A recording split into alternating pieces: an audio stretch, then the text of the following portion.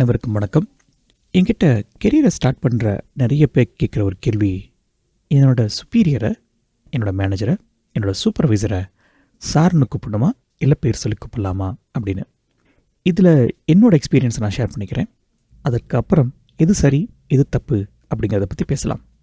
என்னோடய கெரியரை பொறுத்த வரைக்கும் நான் போத் மெக்கானிக்கல் இண்டஸ்ட்ரிலையும் ஒர்க் பண்ணியிருக்கேன், ஐடி இண்டஸ்ட்ரிலையும் ஒர்க் பண்ணியிருக்கேன்.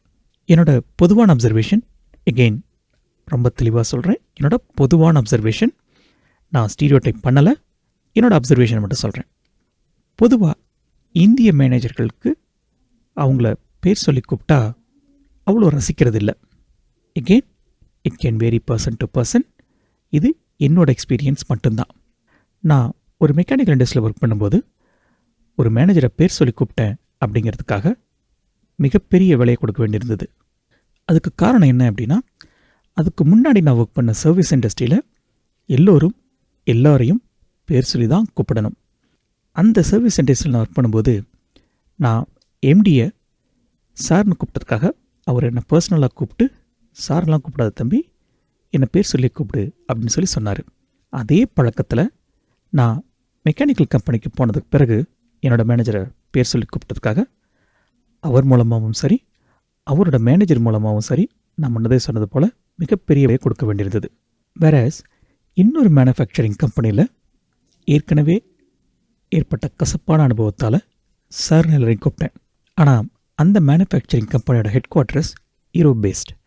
அதனால் எனக்கு முன்னே ஏற்பட்ட அனுபவத்து மாதிரியே என்னை தனியாக கூப்பிட்டு, தம்பி சார்னு கூப்பிடாத பேர் சொல்லி கூப்பிடு அப்படின்னு சொல்லி சொன்னார்.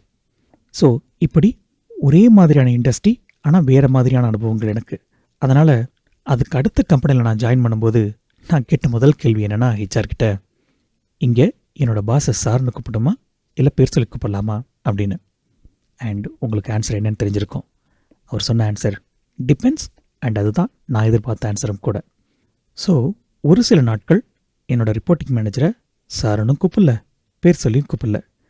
என்னோடய மற்ற பியர்ஸ் எப்படி கூப்பிடுறாங்க அப்படின்னு பார்த்துட்டு அதுக்கு தகுந்த மாதிரி நான் அடாப்ட் பண்ணிக்கிட்டேன்.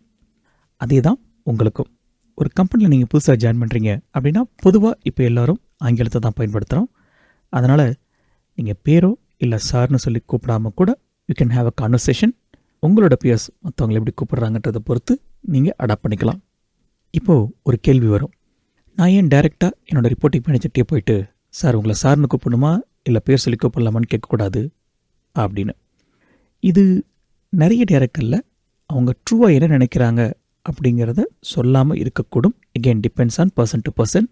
ஒரு சில பேர் சார்னே கூப்பிடு அப்படின்னு ஓப்பனாக சொல்லக்கூடும். ஒரு சில பேர் இல்லை பரவாயில்ல பேர் சொல்லி கூப்பிடுங்கன்னு சொல்லிவிட்டு ஆனால் சார்னு கூப்பிட எதிர்பார்க்கலாம். ஸோ இந்த கேமை நீங்கள் ரொம்ப கேர்ஃபுல்லாக விளையாடணும். என்னோடய சிம்பிள் அட்வைஸ், நான் ஃபாலோ பண்ணுறது மற்றவங்க எப்படி கூப்பிடுறாங்கன்றதை பார்த்துட்டு அதுக்கு தகுந்த மாதிரி கூப்பிடுவேன். இதில் இன்னொரு முக்கியமான நுட்பமான விஷயம் இருக்குது. உங்கள் மேனேஜர் அவரோட மேனேஜரை சார்னு கூப்பிட்றாங்க அப்படின்னு வச்சுப்போம். ஆனால் அதே நேரத்தில் மற்ற பியர்ஸ் எல்லாம் உங்கள் மேனேஜரோட மேனேஜரை பேர் சொல்லி கூப்பிட்றாங்கன்னு வச்சுப்போம். அந்த மாதிரியான சுச்சுவேஷனில் to be on the safer side, உங்கள் மேனேஜர் அவரோட மேனேஜரை சார்னு கூப்பிட்டா நீங்களும் சார்னு கூப்பிடுங்க. இல்லைனா என்ன ஆகுன்னா politically you will be incorrect. அதாவது உங்கள் மேனேஜர் அவரோட மேனேஜரை சார்னு கூப்பிட்றாரு, ஆனால் நீங்கள் பேர் சொல்லி கூப்பிட்றீங்க. இது உங்கள் மேனேஜரை சில நேரங்களில் கடுப்பேற்றக்கூடும். ஸோ இதில் ரொம்ப கவனமாக இருங்க.